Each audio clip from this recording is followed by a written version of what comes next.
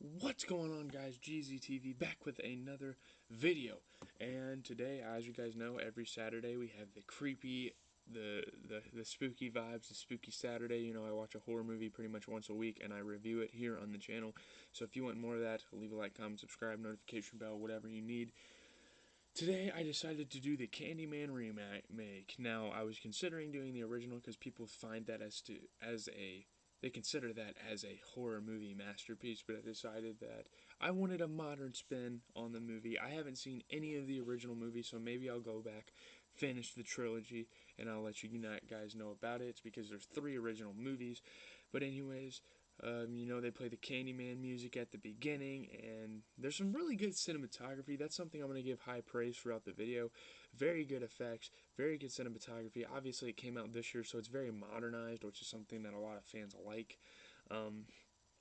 Pretty creepy stalker vibes that Candyman gives off.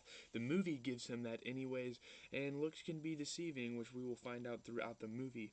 You know, the city has a history of killings with the Candyman, you know, with Sherman being the original, played by Tony Todd, a horror actor icon.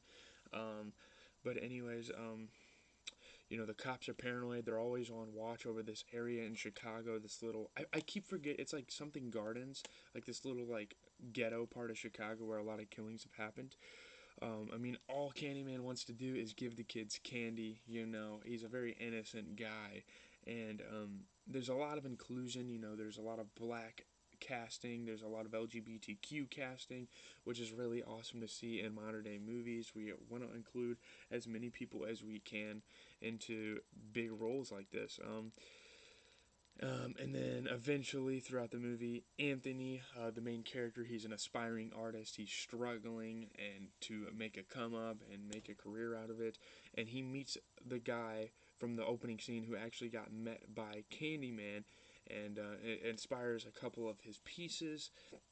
And yeah, the cops killing a black man who is innocent teaches a lesson on police brutality. You know, Sherman died in 1977 because the police thought that he killed people when really all he wanted is to give them candy.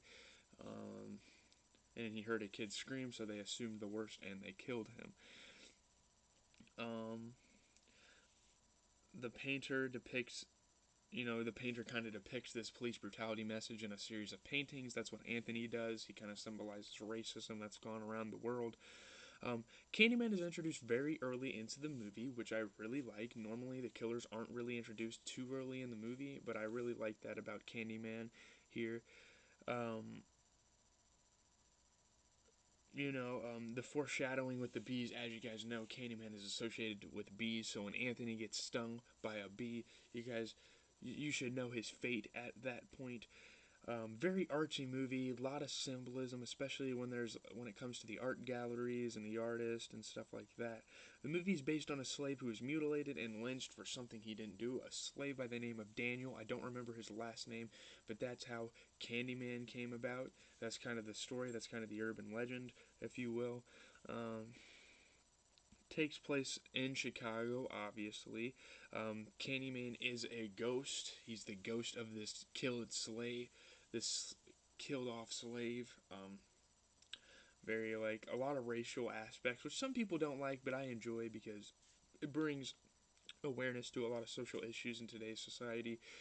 Um, some people think it focused too much on that, but I don't think so. It delivered a message while making an absolutely amazing horror movie. Um, there's some very brutal kills. You know, he's slashing people's necks and whatnot. It's very brutal with the hook and all that.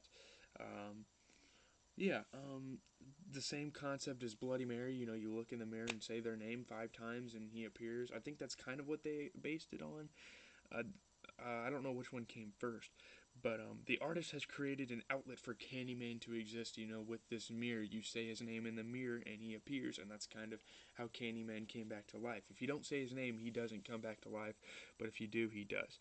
Obviously, the wife has gone through a lot of things. You know, I think her father like killed himself. He like jumped off the balcony of their family's house or something, and seeing Candyman and all that kind of brought back some memories of that. And the coat. Um, let's see. the protagonist is put in the worst case scenario of being stuck in an elevator full of mirrors, and blood starts to drip on him, and he fears for his life. A mirror is the worst place you could be when you summon Candyman, obviously.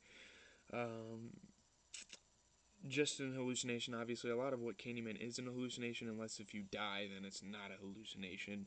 Uh, the certain versions of Candyman in this movie look very terrifying, and we'll actually get into Anthony's version of Candyman when he turns into it. Him peeling into off his skin was disgusting when like he started getting infected by the bee sting. He leaves just in time for that girl he was talking to get murdered. Candyman attacks the house of the girl from the art show, I believe it was. Um, Lots of guilt on his hands. You know, he's caused a lot of deaths around the world. Honestly, they see blood in the stall. The women, the white women, do the in this high school.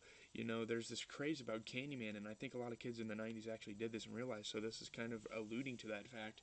Kids were standing in the mirror saying Candyman, and at first, a black girl walks in, gets in the stall, and they see blood on the ground, which is like which is honestly like like a racial stereotype lesson kind of thing, but it's just a black person. But they end up dying, and then finally Anthony has gone insane. You know, he's starting to turn into Candyman. He visits his mother and finds out that he is actually the child of the girl that survived of the child that survived the fire in the original Candyman movie. So it's kind of like continues the story. People didn't think the remake would do that, but it does. Um, She's his mother's very concerned. His personality has changed completely after getting stung by this bee. These people just won't learn. They keep summoning Candyman and keep tempting him in the movie as well.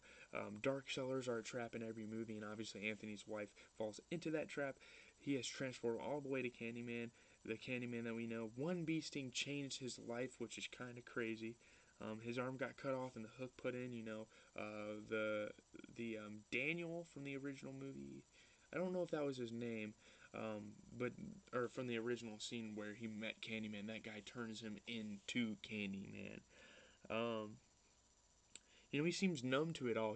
I feel like he knows that that's his destiny. Uh, she escapes. His wife escapes, but is being hunted. She kills the guy that turned her husband into Candyman. More police brutality is showcased with the Candyman not killing anybody. But I guess they assumed he killed the guy that made him. But obviously it was the wife. She got out innocent, but Candyman ended up getting shot. Anthony, aka Anthony dies just the same way Sherman does, so the foreshadowing in the beginning, you know, kind of plays into it. I love how the story wraps up. Some people say it's rushed, but I really enjoyed it. Um, the old Candyman, the old Candyman appears. You know, Tony Todd. A lot of people complained that he wasn't appearing in the movie as much, but he did at the end. It's a very sad ending. The wife summons Candyman with an evil smile on her face, which was pretty badass. The police received the blunt end of trauma. The ending was so cool. Hopefully they remake the second and third ones. But yeah, the police end up dying to the spirit of Candyman, and yeah, two spirits of Candyman live on now in that universe. So that is a really awesome movie. Man, I love this movie. I don't think you guys understand how much I like this movie. It is a masterpiece. Like the visualization, the casting, all of that stuff. Man, everyone played their role so good. You know, Tony Todd showed up in the movie. That's amazing. Should I watch the originals? I don't know if I want to. I think this is enough from the Candyman universe. I think I got all I needed. Whoever directed this, I think it's Nia DaCosta. People think it's Jordan Peele, but I think it's Nia DaCosta that actually directed this film. So shout out to her or him. I think it's a girl. I'm not really sure though. But shout out to the director. You made an amazing freaking movie. I want to watch it again, honestly. It was so good. All the symbolism, all the tying into the storyline. This storyline is better than almost any horror movie storyline I've ever seen. So yeah, anyways, if you like this review, leave a like, comment, subscribe. Hopefully you guys have enjoyed this movie. I'm kind of late to the party as I'm seeing it 2 months after it originally released. But hopefully you guys enjoyed it. Man, I did. I definitely enjoyed this movie. It was pretty amazing. Yeah, man, this movie was freaking fantastic. And later on today, I'm gonna react to the Grammys stuff, which is long due.